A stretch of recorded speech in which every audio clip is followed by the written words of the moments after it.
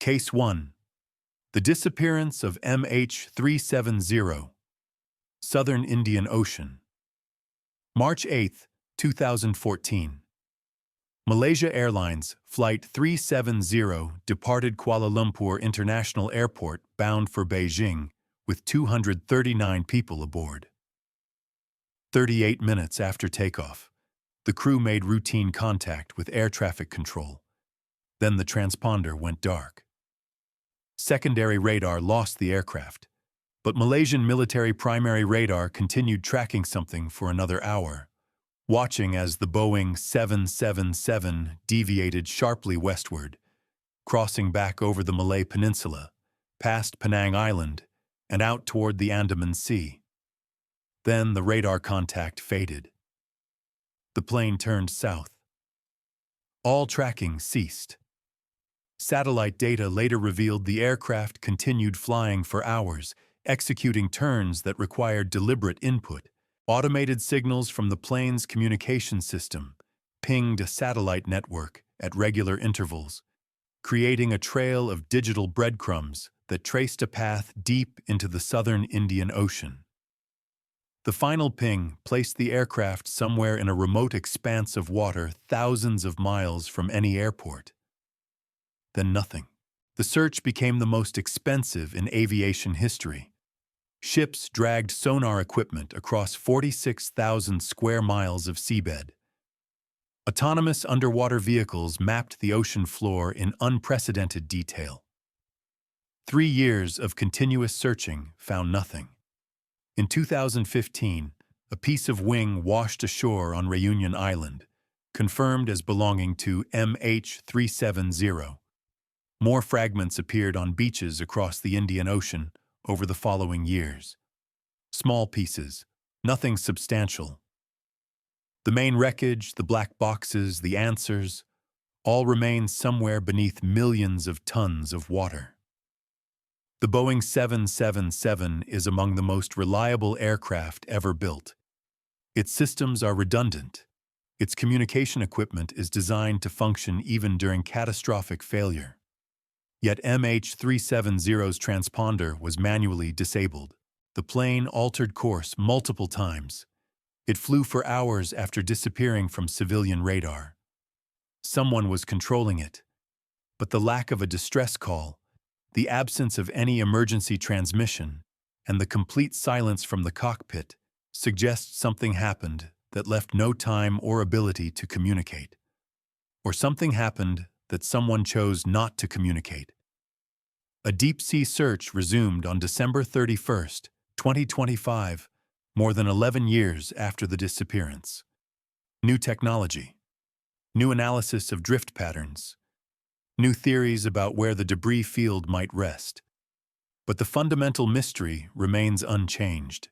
A massive aircraft carrying 239 human beings vanished, and despite the most advanced search technology humanity possesses, we still don't know where most of it went.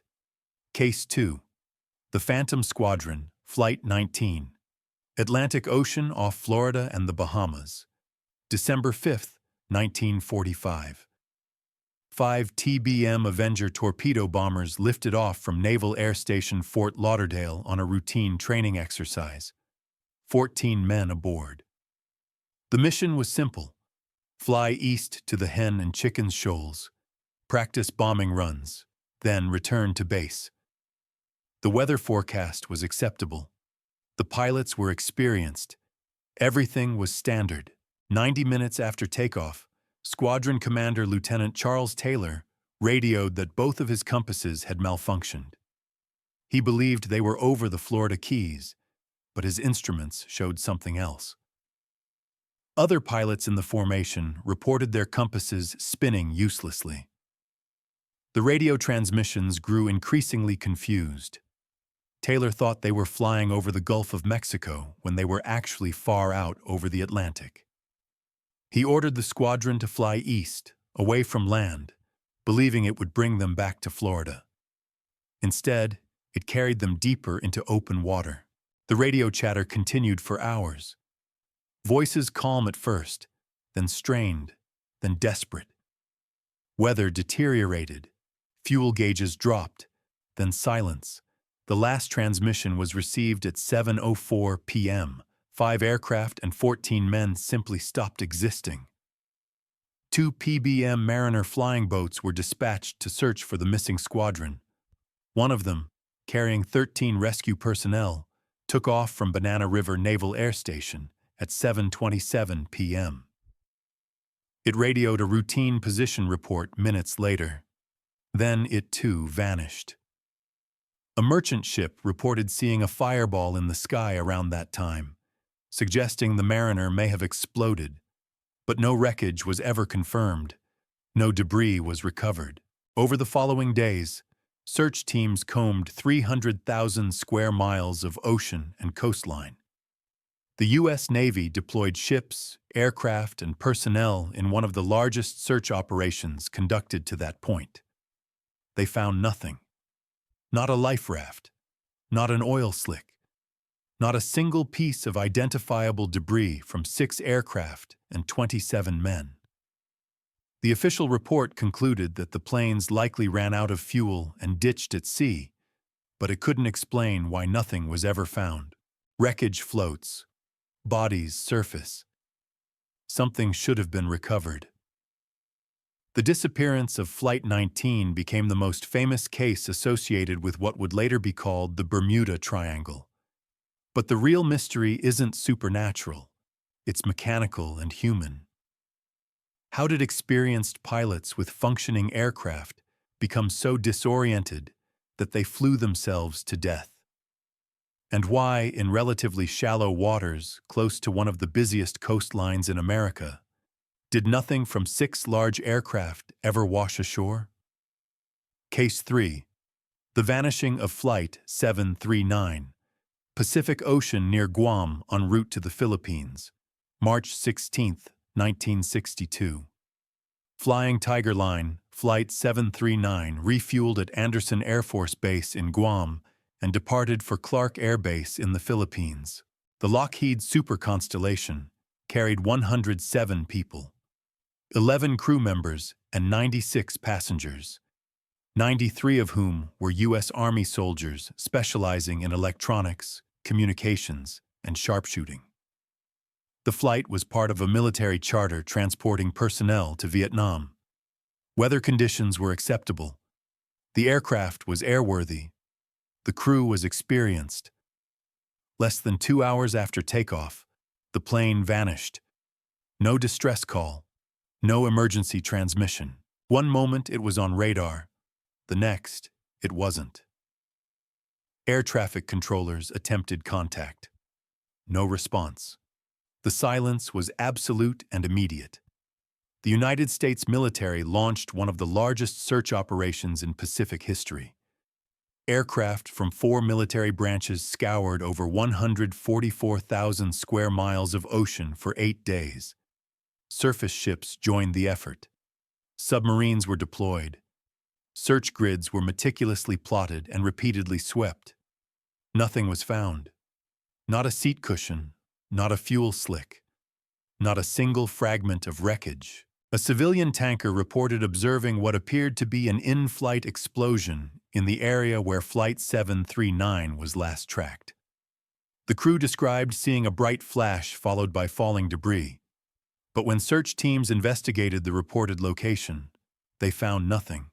The Civil Aeronautics Board concluded that the aircraft probably exploded mid-air based on the tanker's observation, but without physical evidence, the cause remained officially undetermined. 93 soldiers disappeared that day. Highly trained personnel with specialized skills, all vanishing in an instant over open water. The lack of debris suggested either complete disintegration or something else entirely. But what force could pulverize a 4-engine aircraft so thoroughly that nothing recognizable survived impact with water? Case 4. The stolen Boeing 727. Luanda, Angola, May 25, 2003.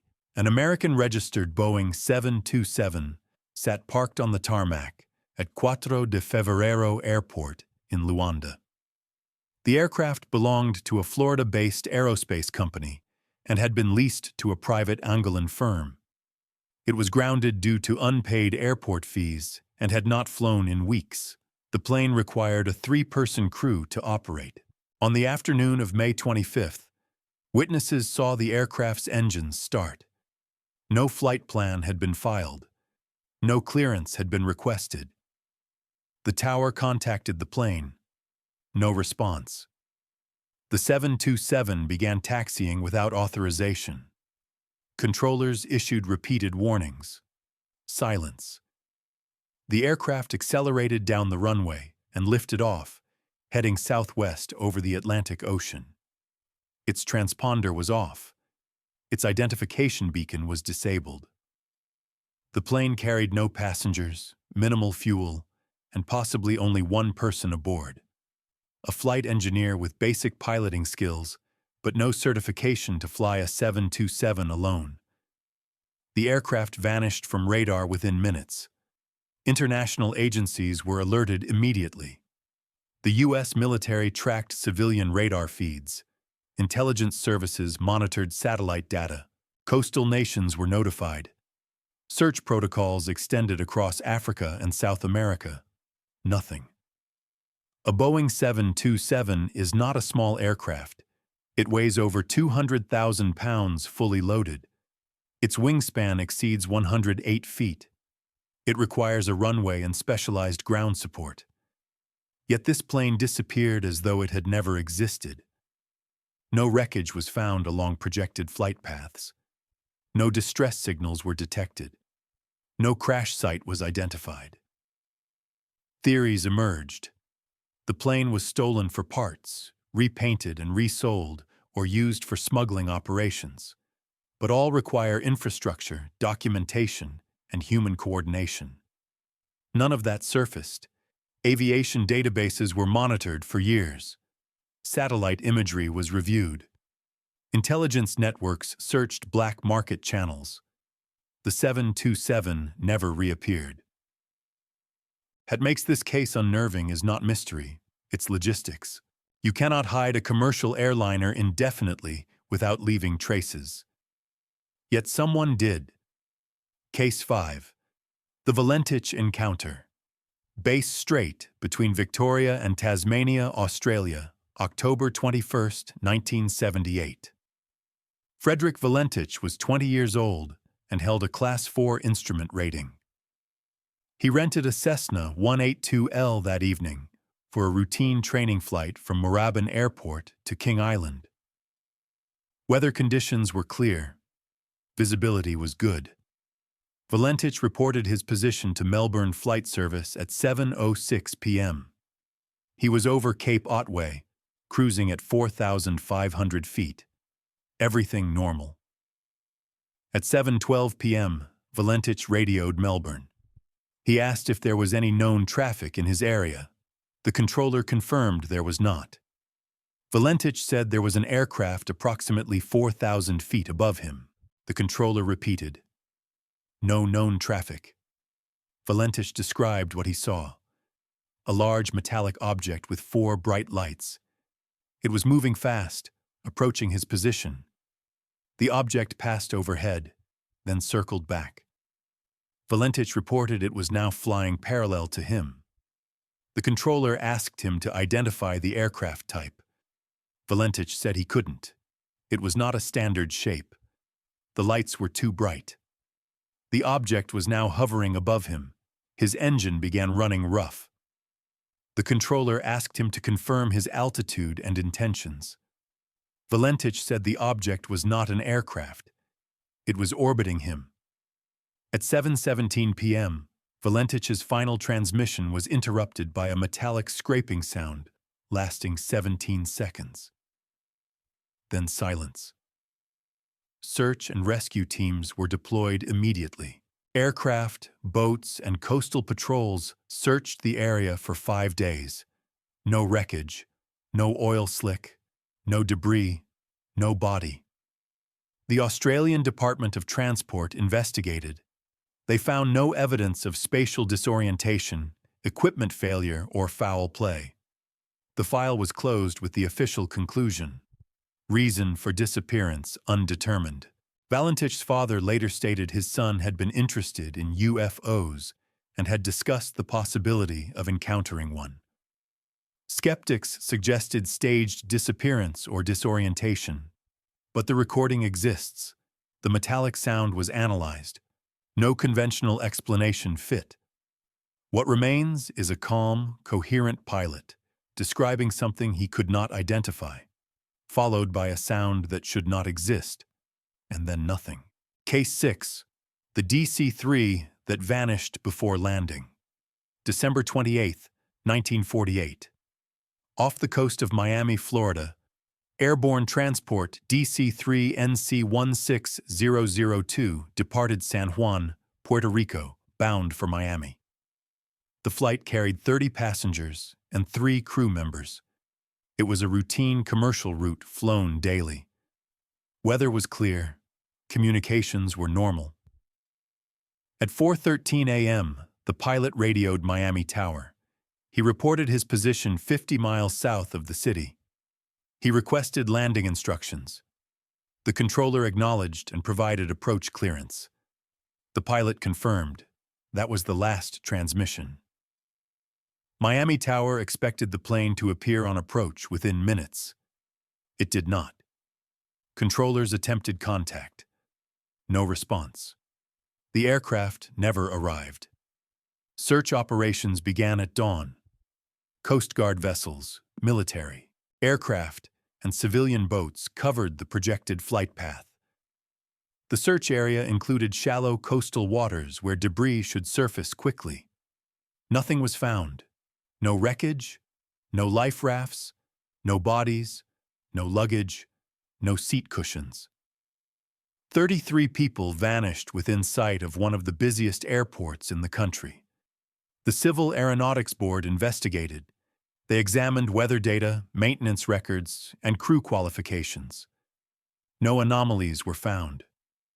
The official report concluded the aircraft disappeared due to unknown causes. Miami is not remote wilderness. It is densely monitored airspace surrounded by populated coastline. A DC-3 is not a stealth aircraft. It should have been visible, trackable, recoverable. Yet it simply ceased to exist between one radio call and the next. The plane was less than 10 minutes from landing. The pilot sounded calm. There was no indication of distress, mechanical failure, or navigational error. And then, nothing. What erases an entire aircraft and everyone aboard in controlled airspace without leaving a single trace? Case 7. The Michigan Lake Disruption, Flight 2501. Lake Michigan near Benton Harbor, United States. June 23, 1950. Northwest Orient Airlines, Flight 2501 departed New York City's LaGuardia Airport bound for Seattle. The Douglas DC-4 carried 55 passengers and 3 crew members. The flight plan included a refueling stop in Minneapolis. At 11:51 p.m., the aircraft was over Lake Michigan at 3,500 feet. The pilot requested permission to descend to 2,500 feet due to electrical storm activity ahead. Air traffic control denied the request. Another aircraft occupied that altitude. The pilot acknowledged. That was the last confirmed communication. Minutes after that last message, witnesses on the ground near Benton Harbor reported hearing aircraft engines sputtering. Some described seeing a bright flash over the water. Air traffic control attempted contact. There was no reply. The plane never appeared on radar again. Coast Guard vessels were dispatched at first light. 4 large ships searched the projected flight path. Within hours, they began recovering debris, small fragments, seat upholstery, personal belongings, human remains, all floating on the surface in a scattered pattern. The material was light, buoyant, the kind of wreckage that rises quickly after impact. But the aircraft itself was not there. The main fuselage, engines, wings, and tail section were never found. Navy divers conducted underwater searches using sonar and trawling equipment. They dragged the lake floor across hundreds of square miles. Nothing. 6 months later, the Civil Aeronautics Board closed the investigation. Official cause: unknown. For the past 20 years, researcher Valerie Van Haste has searched for Flight 2501. She has scoured nearly 700 square miles of Lake Michigan using advanced sonar technology. She recently announced she will search no more.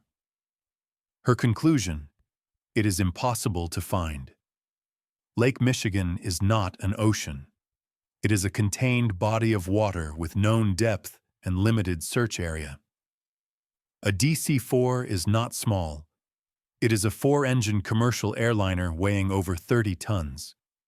Yet it vanished so completely that 2 decades of modern technology could not locate it. The debris that surfaced told investigators almost nothing. No structural failure, no fire damage, no signs of sabotage, just fragments suggesting sudden impact. But where is the rest? And why did the engines sound as if they were failing moments before the plane disappeared? Case 8. The N-72 that flew into silence. Hindu Kush region. December 19, 1995. A Kazakh government N-72 departed India carrying senior military officials and government personnel.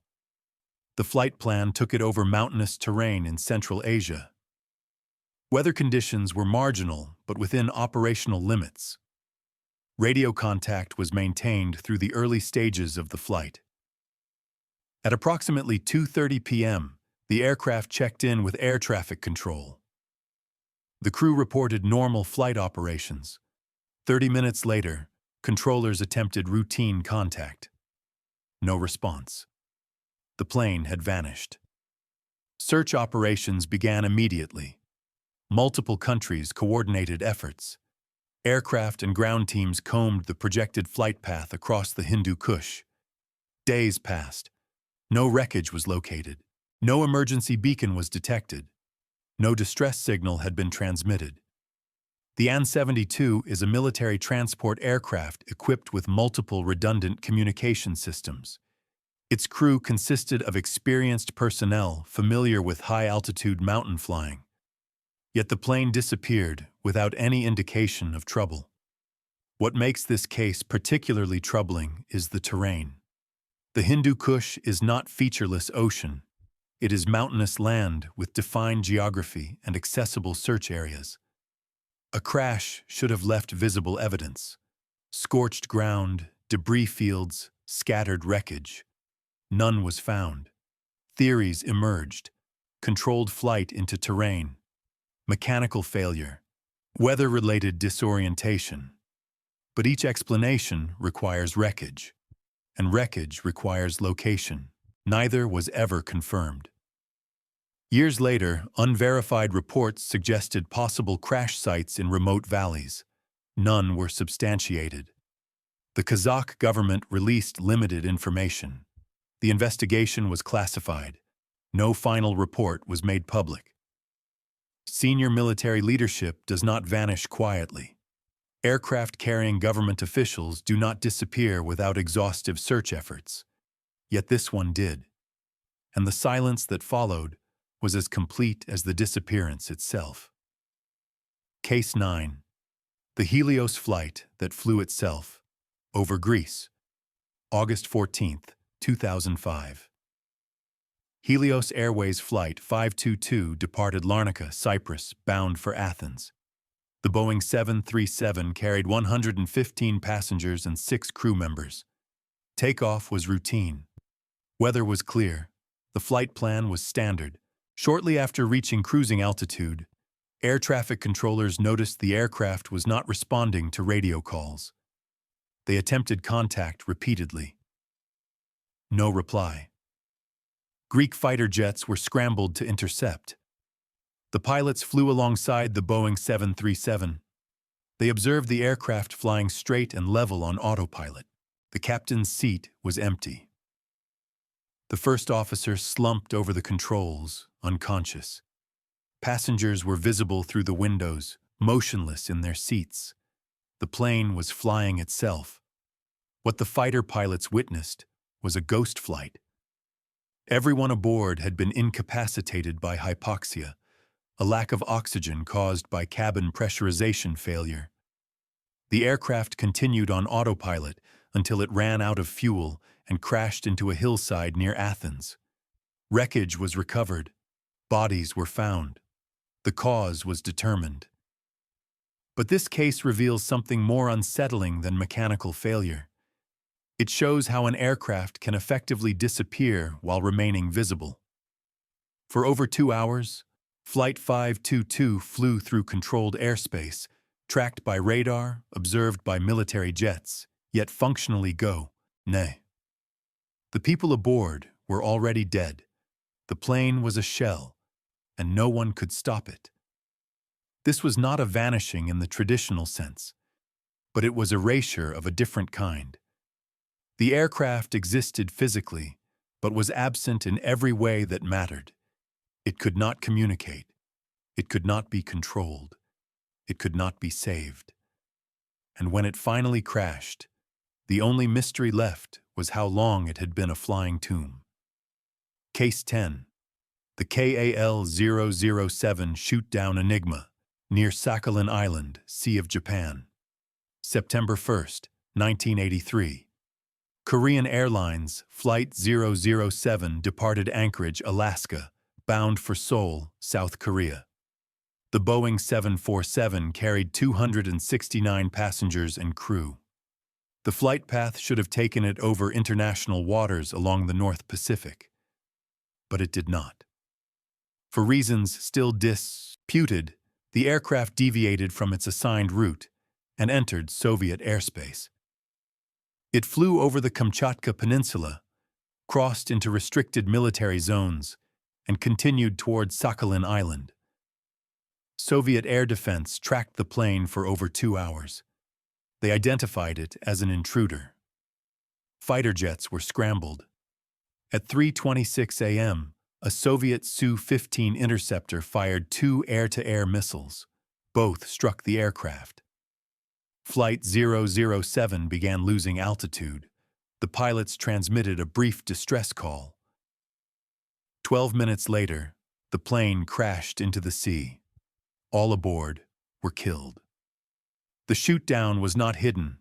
The Soviet Union initially denied involvement, then admitted it. International outrage followed. But the deeper mystery is not the attack itself. It is what happened afterward. Recovery efforts, dubbed in the air restricted. The Soviets controlled the crash site.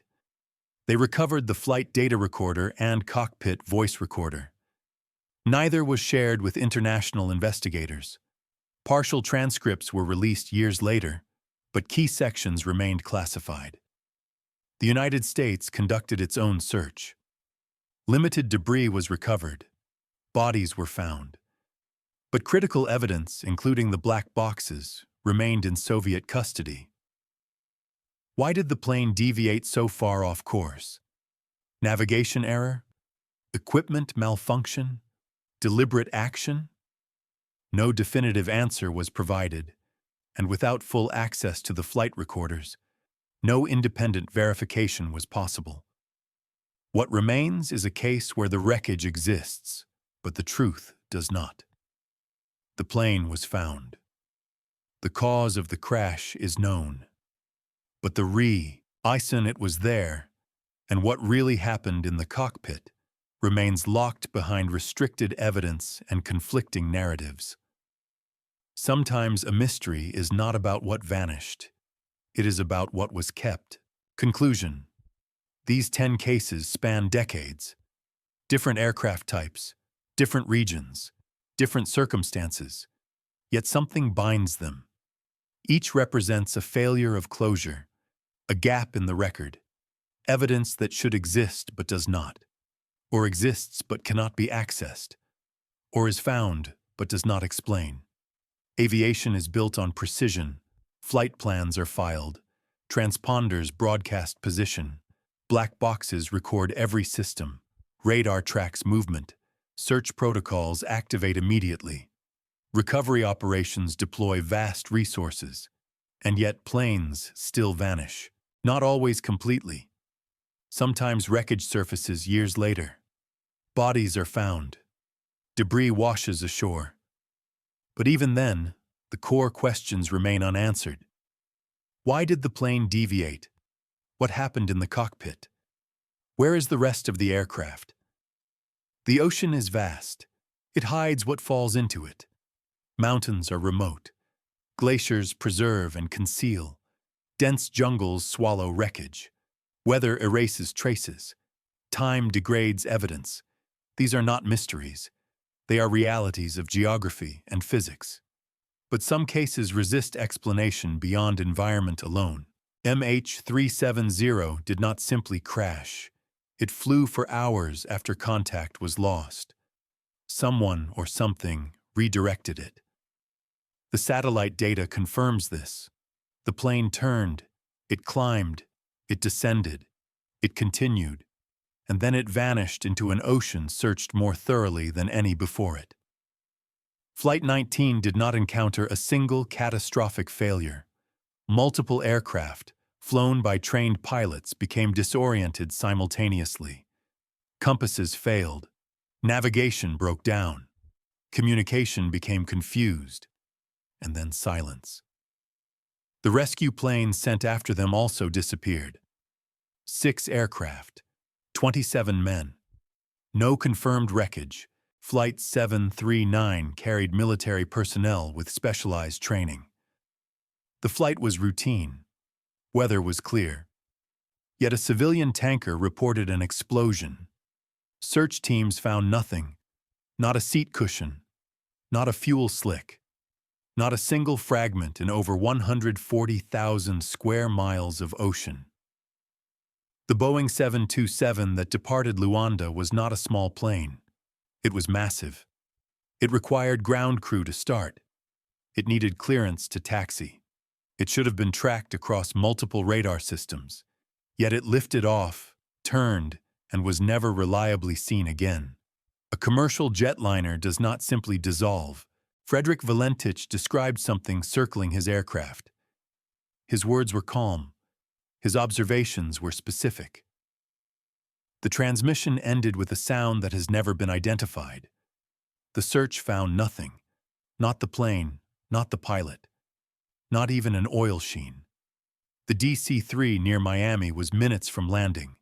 The airport was in visual range. The radio was functioning. Then nothing. In one of the most monitored airspaces in the world, a plane vanished between transmission and touchdown.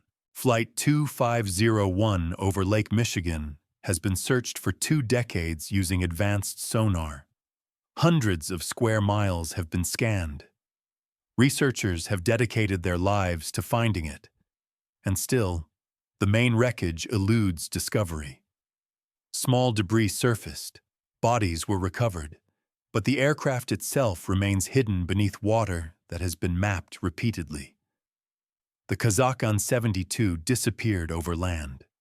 Not ocean, not remote wilderness. Over terrain with roads, settlements, and military presence. A government aircraft carrying leadership should have been tracked, should have been found, was not. Helios Flight 522 became a ghost in full view. Fighter pilots flew alongside it.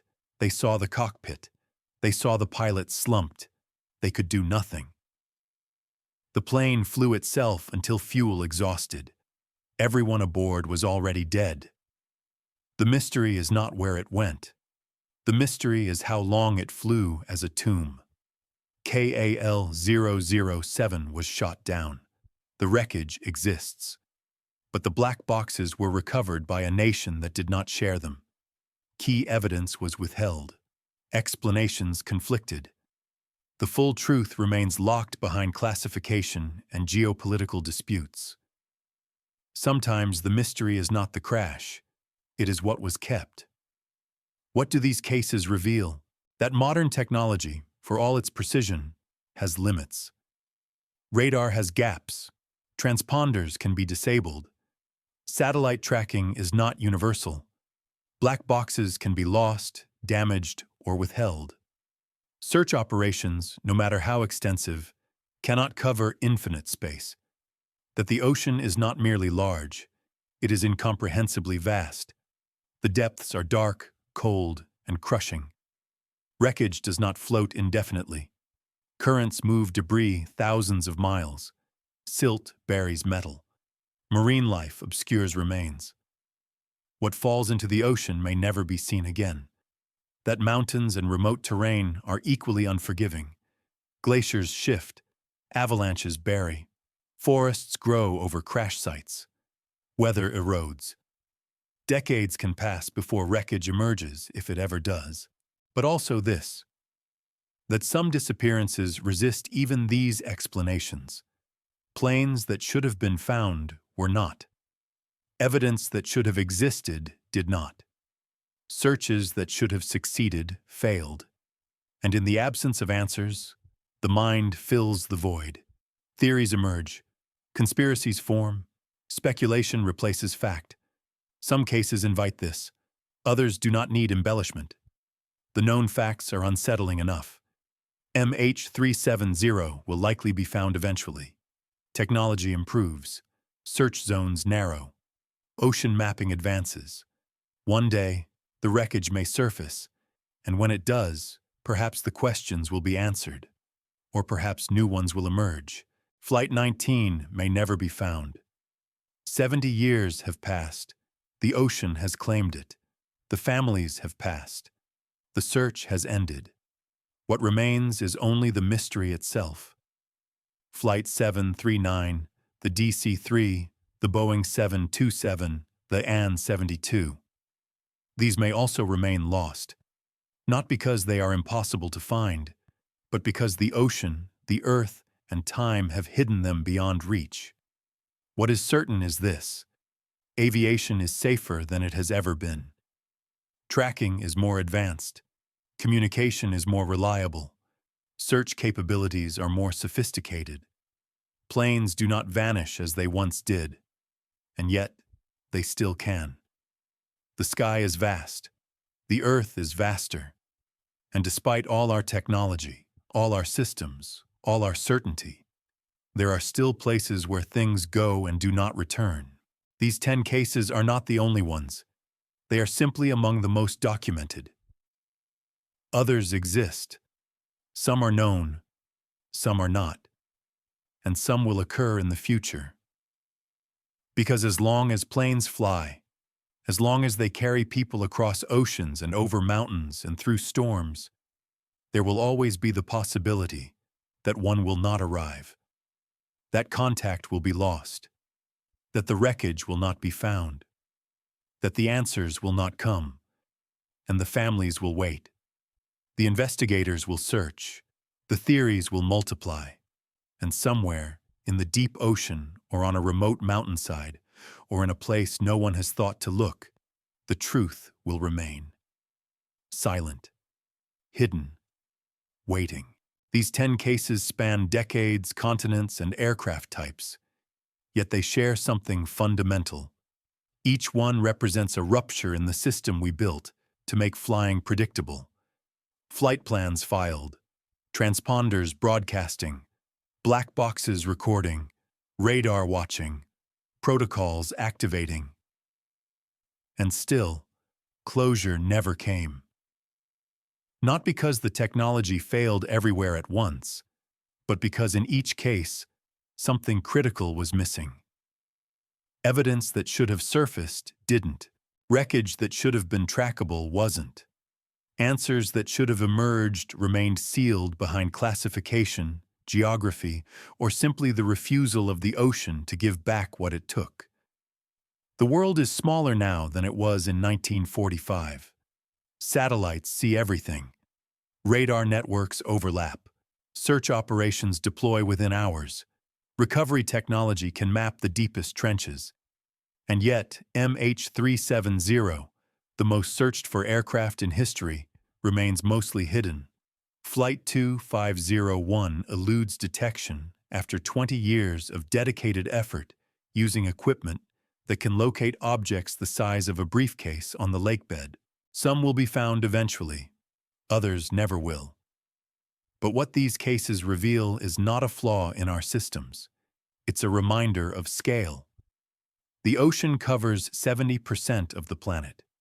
It is dark, cold, and deeper than our tallest mountains are high. Currents move debris thousands of miles. Silt buries metal. Time erodes everything. And when a plane goes down over remote terrain in bad weather without a distress call, the search area becomes impossibly vast. Even knowing roughly where something fell doesn't mean you'll find it. But some cases resist even that explanation. The Boeing 727 didn't crash in the ocean. It took off from a controlled airport and flew into silence. The DC-3 was minutes from landing in Miami when it simply ceased to exist. The AN-72 disappeared over land, not water, in a region with roads and settlements and military presence. These aren't just stories about missing planes. They're evidence that even in the modern world, with all our tracking and all our technology, things can still slip through, vanish, become unreachable. And the families wait. Investigators search. Theories multiply. But the fundamental truth remains the same.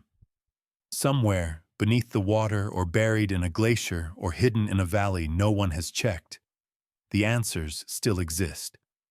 Silent, unreachable, waiting for the day they might finally surface.